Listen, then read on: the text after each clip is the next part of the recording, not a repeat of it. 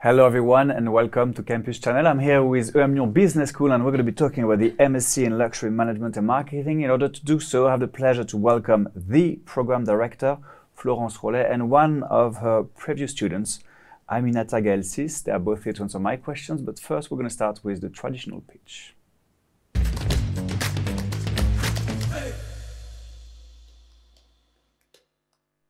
The pitch, Florence, I believe it's you who is going to introduce us to the MSc in Luxury Management and Marketing. With great pleasure. With great pleasure. Are you ready? Yeah, I am. Then we're listening. Okay, so the Master of Science Luxury Marketing and Management is a program aimed at speaking at students, graduate and postgraduate, who are interested in discovering the luxury industry and work in the luxury industry. So this program is split into 3 quarters. First one, September-December, is taking place on our Paris campus in emlyon Business School and is making the first step to the discovery of the luxury industry. It is followed then by a second semester which takes place either in Parsons School of Design in New York, very famous, either the London College of Fashion in London, also extremely famous, and last but not least, some students will also go to the Luis Business School in Roma, which is also a very powerful institution. And this makes the second quarter. And then last is Australian destination, the Curtin University in Perth, located in southwestern Australia, where the students will end their academic year in June. Then it is followed by 6 months of internship anywhere in the world in the luxury industry, and it is a very wide definition. And then the student will have to go through the exercise of writing a master dissertation, followed by the oral defense of this master dissertation. And all these steps will cover all the expectation of a graduation to have the Master of Science, Luxury Marketing and Management. All right, what a program. We know everything that we need to know, I guess. Well, how to get in? Well, that's what we need to know through admissions.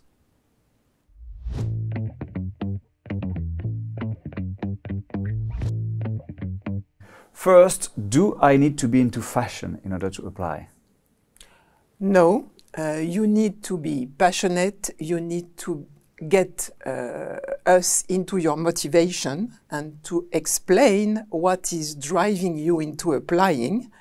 You know, it's not telling me that your mother has a Chanel bag, which is definitely not something that will drive my interest, but more if you're interested into, I don't know, opening your own company to sell vegan bags, a real example, or, you know, saying a real story that has driven you to apply. So it is not, oh, I'd like to travel because this program is international. Yeah. This is exactly the same than your mother having a Chanel bag. I'm not interested. You need to be really, you know, motivated and driven because the luxury industry is a very specific one where you need to show your skills. All right, Gail, what was driving you? Actually, in my third year of bachelor in logistics course, we were on a luxury case, and then I thought, oh my God, this is what I want to do in the future. I want to work with people who are just driven by excellence and tradition as well as modernity, and people who know what they want to do, people who know where they're going. It was a case on luxury cars. All right. Yeah, so it was like an epiphany. And really? then I came home and I told to my parents, who are both doctors, by the way. So, okay, you decided not to be a doctor first and now luxury, like what, fashion or something? And I was like, no, business. I'm talking about business, I'm talking about passion, I'm talking about architecture, hospitality. I mean, I'm talking about high quality that can give people joy as well as rest and just make the world a more beautiful place, but with skills, actual skills in finance, strategy, management, marketing, everything. And yeah, that was it for me. Yeah, I guess that's you've answered the question like any student should answer when they're asking why luxury for any. Yeah, that's really helpful for students watching. You had to go through digital tests. Yeah. What is asking of you for those tests? Because to me it's always very, I don't know what it's like, what it's going to be like. You press, I know, some key on your keyboard, and then you have to record yourself. Actually, it was very well organized. So after I submitted my file, I received an answer telling me that I will have to take that test, and I was contacted by people from the admissions who walked me through the whole process before the test happened. Like 1 week before, that person called me, contacted me, and told me all the steps about the test. So you will have a kind of logical part when you have to play with tubes and some things like that, just to see how you think in stressful situations, as well as a really live and lively management test when you have to take decisions in a company. And of course, you have a kind of quiz about the luxury industry. A quiz about the luxury industry? Like yeah. what? Like questions. Such as? Such as, I don't know, what was the first item released by Hermes? All right.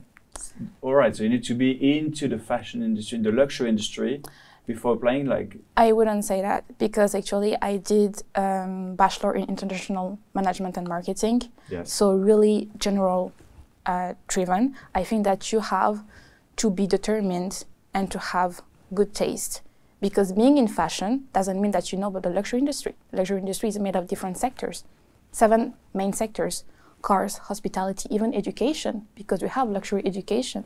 We have boats, so yachts, wines and spirits. We have fashion, of course, leather goods, perfumes, fragrances, home design, architecture, art. So these questions were focused on many areas. So if you're only interested in cars, maybe you don't know a lot about fashion, and vice versa. So maybe, Florence, which advice could you give a student watching? Because, like, how could they prepare for those tests? They need to prepare, indeed. That's the first step. But I advise some do not understand that the tests take long hours, and that you need really to be completely focused and have a good understanding of why you are applying. I would advise also to have some readings before, so that you can have some understanding of the trends, the evolution of the industry. I'm not speaking of the brand and if you should wear red or black, because this happens also. But you need to be aware of what is the luxury industry. Luxury industry doesn't mean, oh, I love luxury brands. Yes. It's an industry. So it means that you need to understand where it stands, what are the key players, what happens on the market at the moment, what is the key major trends that you can see, digital, etc. And then it will allow you indeed to be able to answer probably a little more questions of the 100 questions of the multiple choice that you are submitted to, on top of the business game, which I think takes 2 hours, something like that. And you need to answer 3 questions writing, and you need to answer 3 questions by video, showing your English skills, obviously. And this is not, if you don't speak a good English, do not expect to be taken. It's impossible, considering the fact that all the program is taught in English, considering that you go to New York, London, Rome, and Perth. It is not, sometimes I hear people saying, oh, it will be a good opportunity for me to improve my English. No, it is not. We are not an English master. We are a luxury industry program where we expect a perfect English speaking. Maybe that would be the first cliché. The first cliché is we're not an English master. You're not going to learn English in New York City. You could, but not in this MSc. And for the other cliché, well, let's see what happens.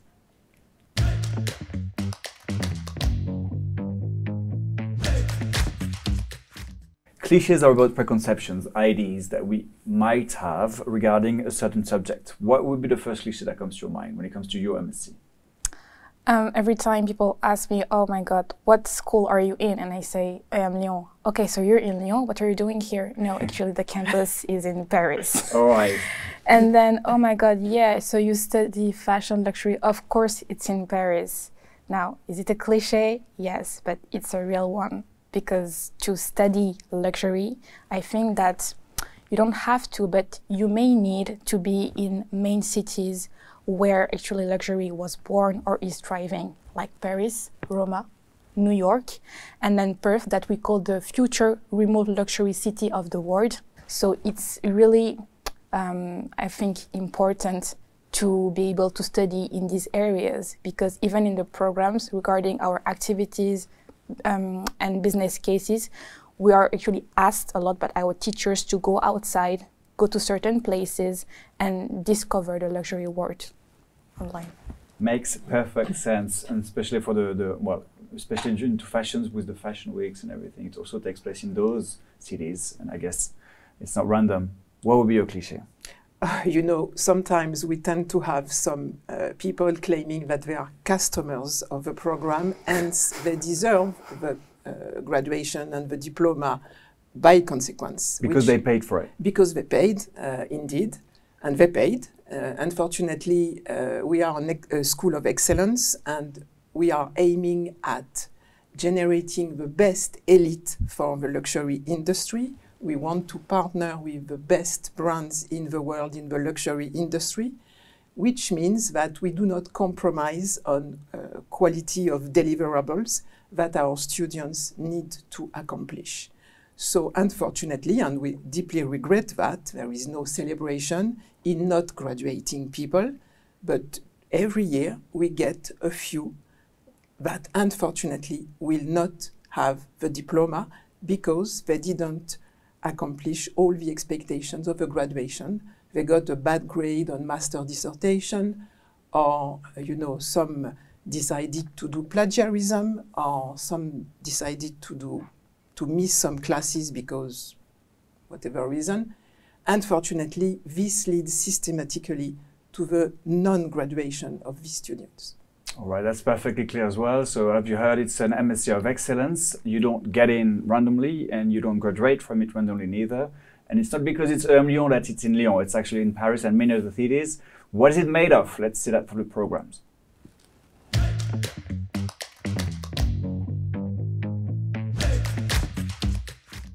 You mentioned plagiarism. And it made me think of ChatGPT and all the AI generated whatever.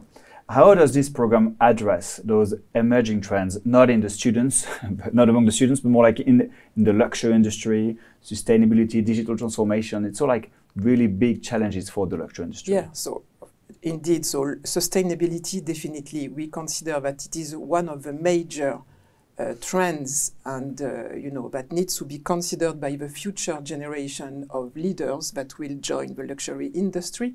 So we do quite a lot of insights on that with the classes. There is one classes of 24 hours only focusing on luxury and sustainability, making our students sensitive to all the issues that the luxury industry is facing or will be facing.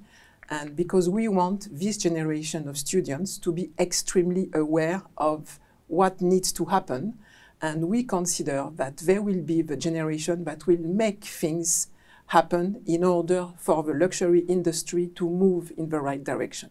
It's a long run, it's not going to happen overnight, but we are very much convinced of this philosophy, and so we are definitely putting our students in this context to make sure that they understand and empower that topic.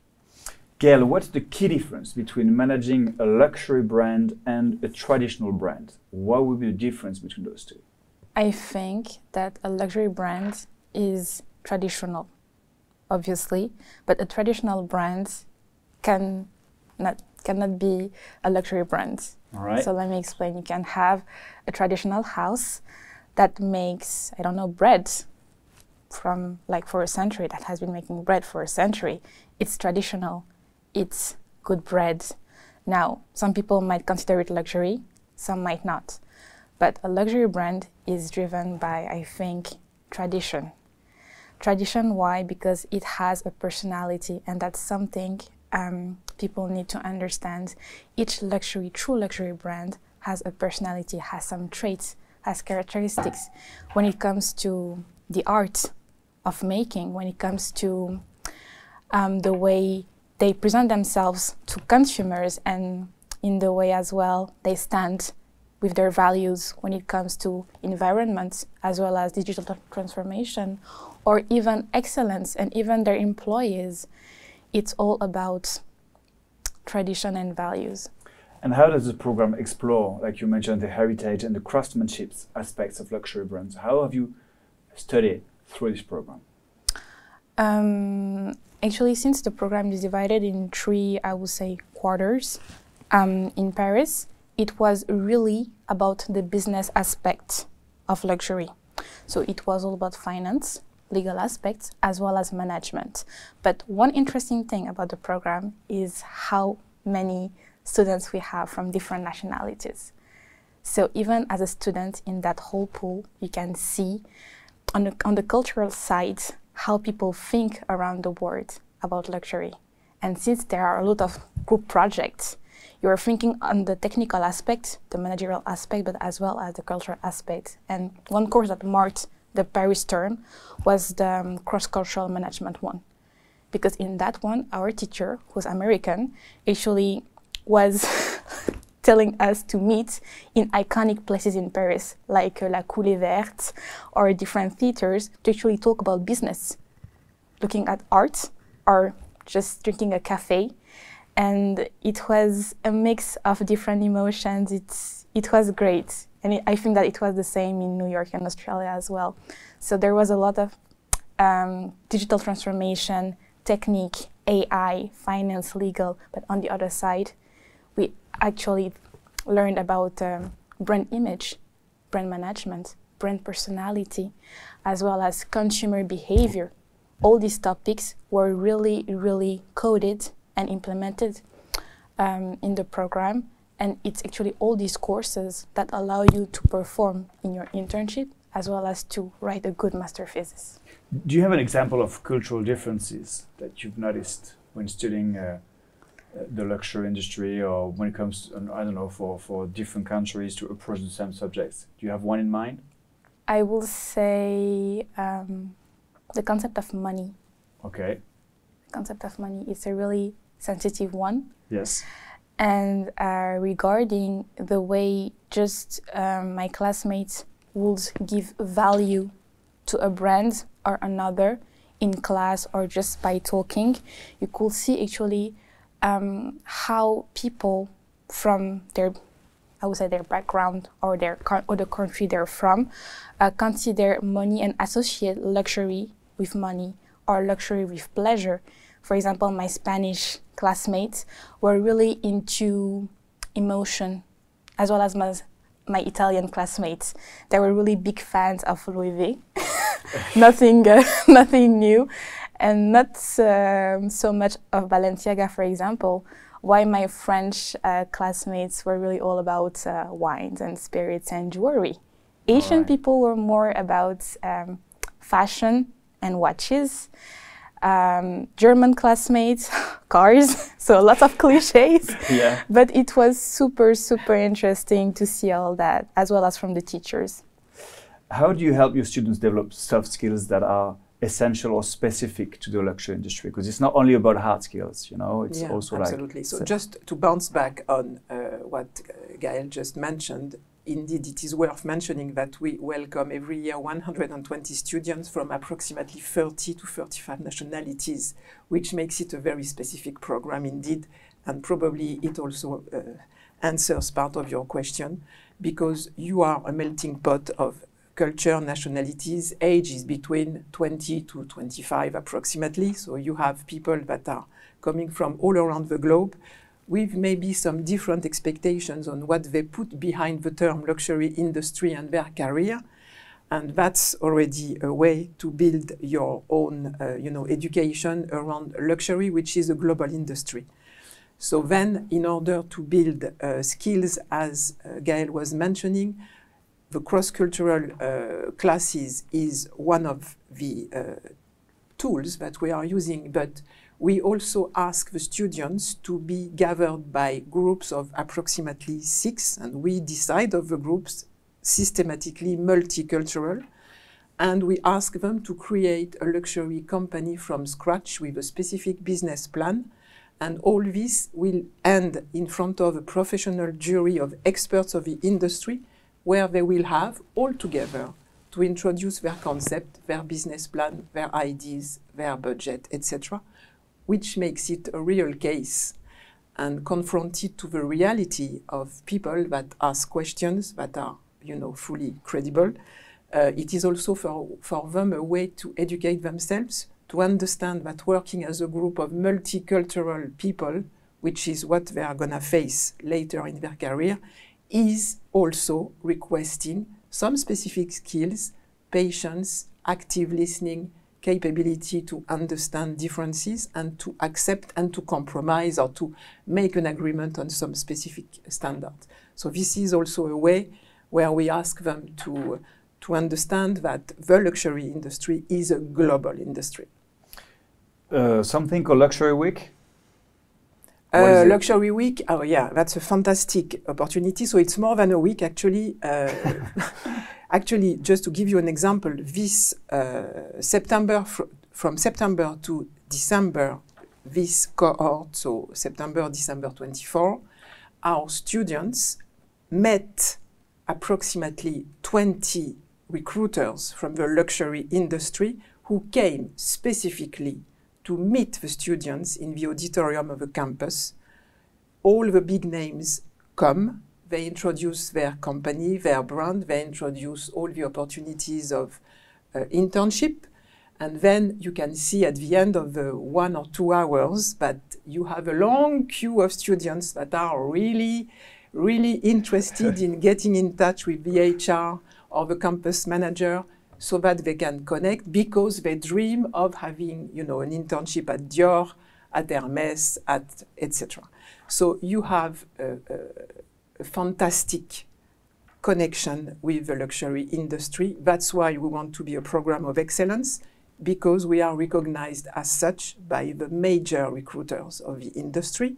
And I have never heard any students not finding an internship up to now in the cohort. So you see, it's a sign that the credibility of the program allows us to be part of the major opportunities of internship. I guess the luxury was a bit ahead of our program. We need to know what you do once you've graduated. Well, let's see that through after.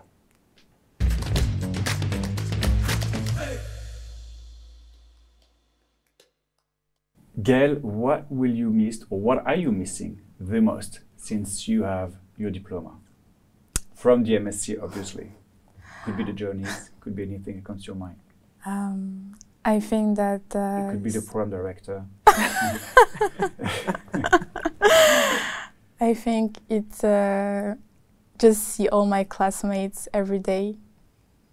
We were, I think, 118, if I'm correct, exactly. And it was such a joy to be every day with such amazing, smart, sensitive people, men and women, that I'm sure are all doing super well. And we kept contact. So it's a master that really brings people who are passionate about the same things together. And yeah, I think it's the one thing I miss the most.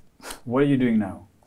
Now I'm actually a global account executive for Chanel fashion, watches and fine jewelry. All right. For the whole Europe and Middle East region. How has this MSc contributed to the job you're having today? As Florent said, to actually get your degree, you have to do an internship, a 6-month internship. So I did mine as a digital media assistant in fragrance and beauty for Chanel on the media side. And after that, I was actually asked to stay, and then I got promoted to global account executive.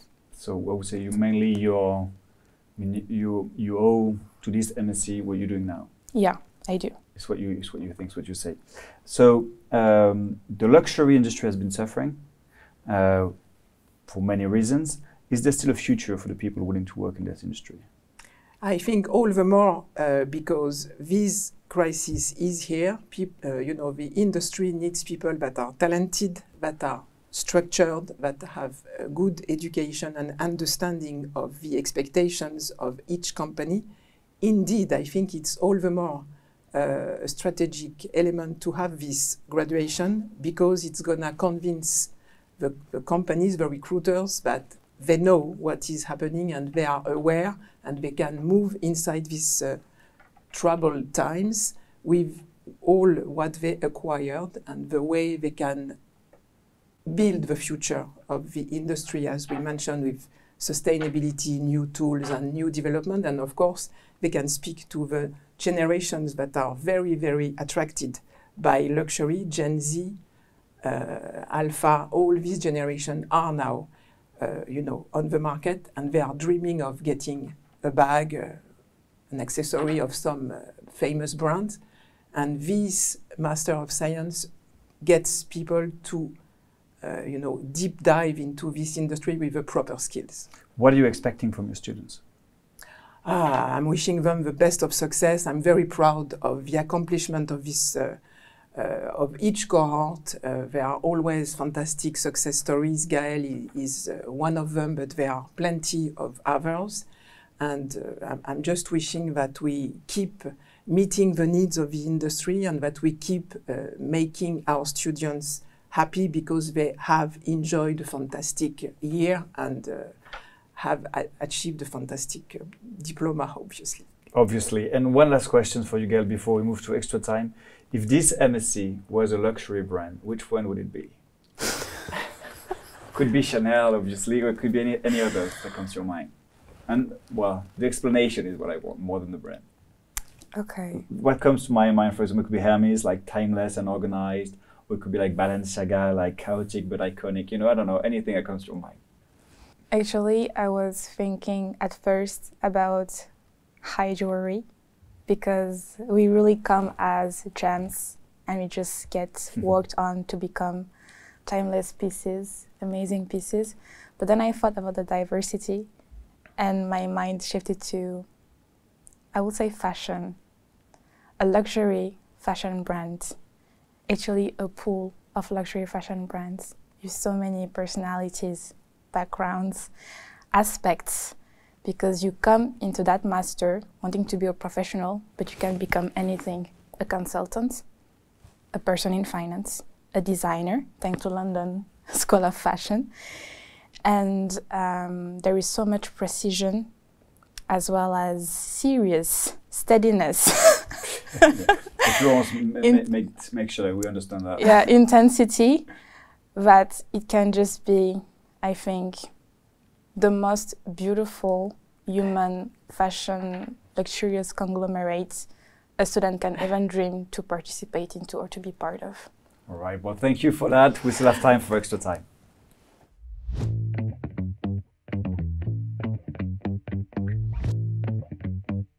So it's time for conclusion. Say something that we haven't said already, maybe highlight something that we've mentioned already. It's up to you, or make anything else that comes to your mind. What would be your conclusion here? If you want to be part of that master now or in the future, get prepared for it. Know what you want. You don't just have to work hard. You don't just have to pay. You're not a client or a customer. You're a student. You're somebody who's willing to become someone, to become something, and believe in yourself. Work hard, believe in yourself. Don't listen to, I would say, like we say in French, bruit de couloir, so rumors. Just go for it and know that in the end, your efforts will pay.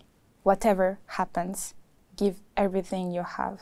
Be passionate, be serious, and know that this is about business as well as art. It requires both. And convince your parents whether the doctors or not. What about you, Florence? What would be your... Well, I think Gaël said a lot of things. So I would say on my side that I'm trying to contribute to building the success of this generation of passionate students who want to add value. And I would say, you know, in an era where ChatGPT is everywhere, I'm saying to the students, do not forget that the value you're building is beyond ChatGPT. The day you just fulfill ChatGPT documents, data, then the big companies will just push the computer and ask ChatGPT about recommendation. So you have to be above that. You need to. Of course, you can use all the tools of modernity, but don't forget that what they are recruiting is not an automatic computer. They are recruiting your passion, your character, your personality, your charisma, your mind, your dedication.